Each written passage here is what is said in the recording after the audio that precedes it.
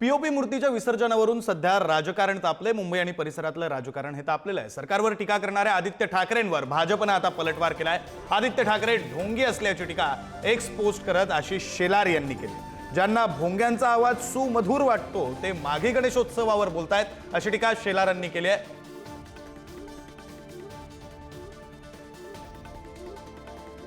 आशिष शेलार यांनी नेमकी काय पोस्ट केलेली आहे तर आज माघी गणेशोत्सवातील पीओपीच्या गणेश मूर्त्या अडचणीत आल्या, त्यावर खुश होऊन तर आदित्य उद्धव ठाकरे तुम्ही बोलत नाही ना असा सवाल त्यांनी आदित्य ठाकरेंना विचारला। कारण त्यांच्या पिताश्रींनी मुख्यमंत्री असताना 100 वर्षांहून अधिक मोठी परंपरा असलेला सार्वजनिक गणेशोत्सव मंडळ बंद पाडला याचेच प्रयत्न केले होते। लालबागच्या राजाची परंपरा तुम्ही खंडित केली। गणेशोत्सव असो वा दहीहंडी उत्सव ज्या वेळी अडचणीत सापडला तेव्हा हे कधीच त्याची बाजू मांडायला न्यायालयात गेले नाहीत, आजही जाणार असं सांगत नाहीत। हिंदू देवदेवता मंदिर आणि उत्सव विशेषतः अयोध्येतील राम मंदिर या सगळ्याचे हे विरोधक आहेत, टीकाकार आहेत। हनुमान चालीसा म्हणणाऱ्यांचा यांना त्रास होतो। पंढरपूरच्या विठ्ठलाच्या पायाला ज्यांनी हात लावला नाही, जे अजान स्पर्धा भरवतात आणि ज्यांना भोंग्यांचा आवाज हल्ली सुमधुर वाटतो आणि गणपतीची आरती हातात घेणं जे टाळतात ते आता माघी गणेशोत्सवावर बोलतात, तुमचा काय अधिकार आहे असा सवाल आशिष शेलारांनी विचारला।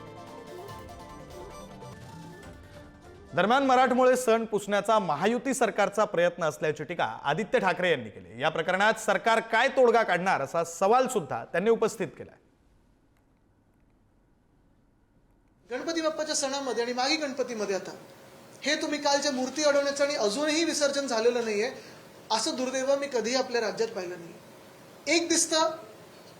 एक प्रखरपणे दिसतं याच्यात की मराठमोळे जे सण आहेत, मराठमोळे जे हिंदुत्व आहे ते भाजपला पुसून काढायचं आणि म्हणून भाजप गप्प आहे।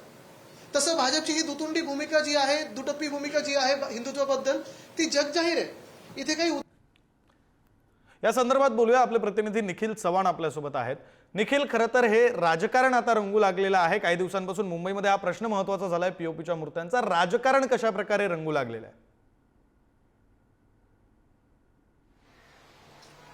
नक्कीच विक्रांत, आपण पाहिलं तर हा प्रश्न आहे तो माघी गणेशोत्सव मंडळांच्या गणेश मूर्तींच्या विसर्जनाच्या वेळी जो आहे तो उपस्थित झाला आणि त्यानंतरच राजकारण आपल्याला पाहायला मिळालं। काल देखील आदित्य ठाकरे यांनी पत्रकार परिषद घेत या संपूर्ण मुद्द्यावरती आहे ते बोट ठेवलेलं होतं, परंतु आता आशिष शेलार यांनीही एक्सपोज करत तुम्हीच या ठिकाणी पीओपीच्या ज्या मूर्त्या आहेत त्यांच्यावरती जी विसर्जनावरती गदा आणली आहे त्याच्यावरती कुठेतरी ते खुश आहेत का असा देखील सवाल त्यांनी केलेला आहे। तर या ठिकाणी जेव्हा महाविकास आघाडीचं सरकार होतं त्या काळात कशा प्रकारे हिंदू देवस्थान तसेच जे मराठी संस्कृतीतील हिंदू संस्कृतीतील सण असतील ते अडचणीत आलेले होते, तेव्हा तुम्ही पुढे आलेले नाहीयेत किंवा त्याच्या संदर्भात तुम्ही जो विचार आहे तो मांडलेला नाहीये, तुमची भूमिका आहे ती मांडलेली नाहीये अशा शब्दात देखील जी टीका आहे ती केलेली आहे। हे संपूर्णपणे प्रकरण पाहता याच्यावरती आता राजकारण आहे ते रंगू लागलेलं आहे, परंतु या संपूर्णपणे सगळ्या मुद्द्यांमध्ये पीओपीच्या मूर्त्यांचा जो विषय आहे तो कुठेतरी मार्गी लागतोय का हे देखील पाहणं महत्त्वाचं ठरेल।